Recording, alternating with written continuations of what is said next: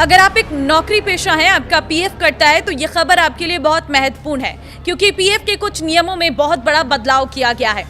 एक एक करके आपको बताऊंगी, इस वीडियो को लास्ट तक जरूर देखें और आपके सारे सवालों के जवाब आपको इस वीडियो में मिल जाएंगे।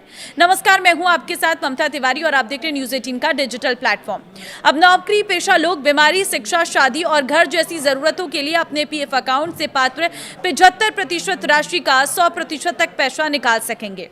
केंद्र सरकार ने पुरानी 1952 की व्यवस्था को बदलकर अब सामाजिक सुरक्षा संहिता के तहत 29 जून से देश में नई ईपीएफ स्कीम लागू की है। अगर इसे हम इजी लैंग्वेज यानी कि आसान भाषा में समझें तो इस बदलाव का आपके पीएफ बैलेंस और विड्रॉल पर क्या असर पड़ेगा वो समझ लीजिए। देखिए, पहला सवाल यह है कि सरकार ने पीएफ से जुड़ा कौन सा नया नियम लागू किया है, तो उसका जवाब यह है कि केंद्र सरकार पुरानी ईपीएफ स्कीम 1952 की जगह अब ईपीएफ स्कीम 2026 को नोटिफाई कर दिया है। इसके तहत पीएफ सब्सक्राइबर्स के लिए आंशिक निकासी की शर्तों में बदलाव किए गए हैं। दूसरा सवाल का जवाब यह है कि आंशिक निकासी को लेकर सबसे मुख्य बदलाव क्या है, तो देखिए जवाब यह है कि नए नियमों के तहत अब कोई भी ईपीएफओ मेंबर अपने पीएफ अकाउंट से पूरा पैसा आंशिक निकासी के रूप में नहीं निकाल सकेगा।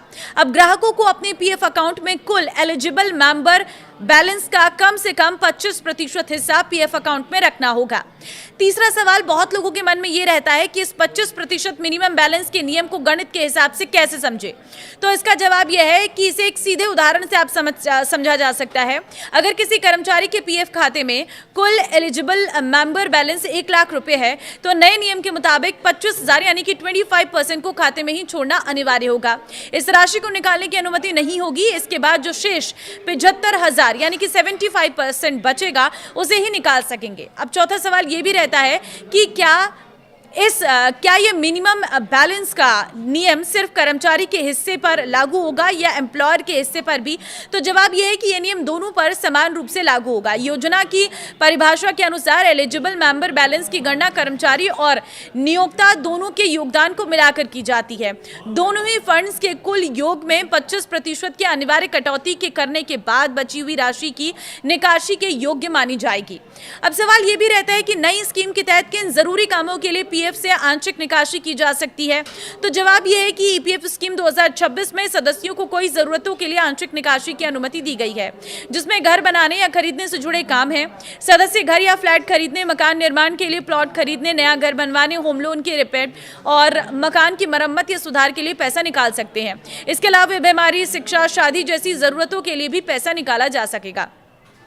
छठा सवाल ये रहता है कि अगर किसी कर्मचारी ने 12 महीने यानी कि 1 साल की नौकरी भी पूरी नहीं की है, तो क्या वो ये पैसे निकाल सकता है, तो जवाब ये है कि हाँ, संशोधित नियमों में इस स्थिति के लिए भी विशेष प्रावधान किया गया है। यदि कोई कर्मचारी 12 महीने से कम की सेवा के बाद नौकरी छोड़ देता है, तो वो भी निर्देशित शर्तों और नियमों के अधीन अपने पीएफ खाते से आंशिक निकासी का दावा कर सकता है। पहले के मुकाबले इसमें नियमों को थोड़ा ज्यादा फ्लेक्सिबल बना दिया गया है। इस नई योजना ईपीएफ स्कीम 2026 को लाने के पीछे का क्या मुख्य उद्देश्य है वो भी समझ जाइए। इस नई योजना का दोहरा उद्देश्य है। पहला उद्देश्य है कर्मचारियों को नौकरी के दौरान जरूरत पड़ने पर आसानी से पैसा मिल सके। दूसरा सबसे महत्वपूर्ण उद्देश्य ये सुनिश्चित करना है कि कर्मचारी अपनी पूरी रकम समय से पहले ना निकालें, जिससे उनके रिटायरमेंट के बाद के लिए बचत सुरक्षित रहे। तो क्या इस बदलाव से नौकरी पेशा लोगों की इन हैंड सैलरी या मासिक योगदान पर कोई असर पड़ेगा, तो उसका जवाब है नहीं। इस बदलाव का आपकी हर महीने कटने वाली पीएफ की राशि या इन हैंड सैलरी पर कोई सीधा असर नहीं पड़ेगा। आपके वेतन से पीएफ का योगदान पहले की तरह ही जारी रहेगा। यह नया नियम केवल उन स्थिति में प्रभावी होता है जब आप अपने जमा फंड से एडवांस या आंशिक रूप से पैसा निकालने के लिए आवेदन करते हैं। देखिए, ईपीएफओ ने वित्त वर्ष 2025-26 के लिए कर्मचारी भविष्य निधि जमा पर 8.25% की ब्याज दर तय की है। इसी दर के हिसाब से सभी पात्र खातों में ब्याज की गणना राशि जमा की जाएगी। यह ब्याज सीधे खाताधारकों के पीएफ खाते में क्रेडिट होगा और इसके लिए किसी तरह का आवेदन करने की जरूरत नहीं होगी। ईपीएफ कर्मचारियों की लंबी अवधि की बचत का सबसे बड़ा साधन माना जाता है। हर महीने कर्मचारी और नियोक्ता दोनों की ओर से पीएफ खाते में अंशदान जमा होता है, जिस पर ईपीएफओ हर साल ब्याज देता है। ब्याज जोड़ने से कर्मचारियों के रिटायरमेंट बचत में अच्छी बढ़ोतरी होती है और भविष्य के लिए मजबूत वित्तीय सुरक्षा मिलती है।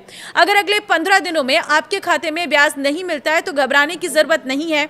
ईपीएफओ चरणबद्ध तरीके से सभी सक्रिय खातों में ब्याज जमा करेगा, इसलिए अपडेट में थोड़ा समय लग सकता है। ब्याज जमा होने के बाद कर्मचारी कई तरीकों से अपना पीएफ बैलेंस चेक कर सकते हैं। ईपीएफओ की आधिकारिक वेबसाइट पर भी उपलब्ध रहेगा पासबुक सेवा। उमंग ऐप से भी कर सकते हैं, मिस कॉल या फिर एसएमएस के जरिए भी कर सकते हैं। खाते का अपडेट बैलेंस चेक किया जा सकता है। हालांकि ब्याज सभी खातों में एक साथ नहीं पहुंचेगा, इसलिए कुछ खातों में अपडेट दिखने में कुछ दिन लग सकते हैं। तो यह है ईपीएफओ के कुछ बदलाव जो आपने सभी लोगों के साथ शेयर कर देना, क्योंकि हर नौकरी पेशा को ये बदलाव पता होने चाहिए। नमस्कार।